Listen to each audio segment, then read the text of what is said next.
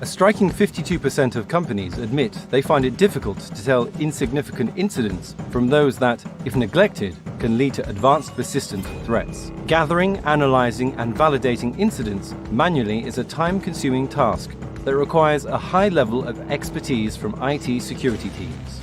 It turns out quite expensive for companies, and the temptation to postpone or even avoid these tasks is great. However, ignoring incident management can be even more expensive in the end. An average cyber attack costs businesses from $456,000 to $1.2 million, which can double if the company fails to detect and stop the attack promptly. News of huge losses suffered by famous brands, plus the fact that cyber threats have become a hazard to business continuity in view of digital transformation spanning across all verticals, make IT security an area of interest to top management. This puts IT teams under still more pressure to create and use a full-fledged incident management process. So what does the ideal process look like? It all starts with collecting data about user and app activity in your company's network. This raw information should be visualized for better visibility and monitoring, so as to present meaningful context to the IT security specialist. Then comes the time to search for security incidents. There are two main ways to do that. If the company has a team of highly qualified experts, they can opt for threat hunting, which implies using indicators of compromise to search for clues of unknown threats within the IT infrastructure.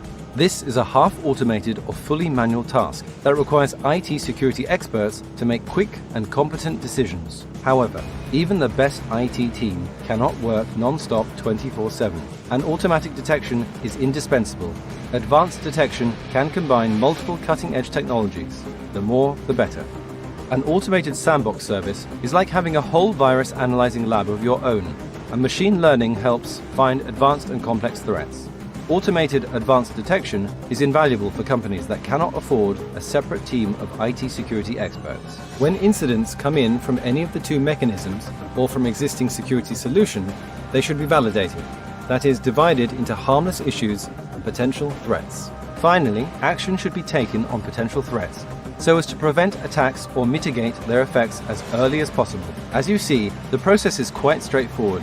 However, if done manually, it can overwhelm company IT teams to the extent that they often get stuck at steps 1 or 2 or 3 and lack the resources to proceed. This challenge could be simplified if the early steps get automated and IT specialists are freed up to tackle the later ones. That is exactly what Kaspersky Endpoint Detection and Response does.